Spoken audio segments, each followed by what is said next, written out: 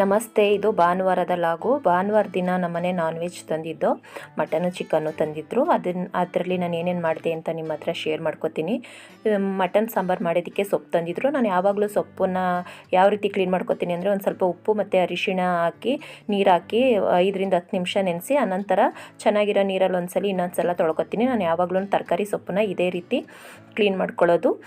ಏನಕ್ಕೆ ಅಂದರೆ ಅದರಲ್ಲಿರೋ ಕ್ರಿಮಿಗಳು ಹೋಗಲಿ ಅಂತ ಈ ರೀತಿ ನಾನು ಕ್ಲೀನ್ ಮಾಡ್ಕೋತೀನಿ. ನಾನು ಮಟನು ಮತ್ತು ಚಿಕನಲ್ಲಿ ಏನೇನು ಮಾಡಿದ್ದೆ ಅಂದರೆ, ಚಿಕನ್ನಲ್ಲಿ ಸ್ವಲ್ಪನ ನಾನು ಗ್ರೇವಿ ಮಾಡಿದ್ದೆ, ಮತ್ತು ಇನ್ನೊಂದು ಸ್ವಲ್ಪನ ನಾನು ಬೆಳ್ಳುಳ್ಳಿ ಕಬಾಬ್ ಮಾಡಿದ್ದೆ. ತುಂಬ ಅಂದರೆ ತುಂಬ ಚೆನ್ನಾಗಿ ಬಂದಿತ್ತು. ಇದು ರೆಸಿಪಿನ ನಾನು ಆಲ್ರೆಡಿ ಹಾಕಿದ್ದೀನಿ.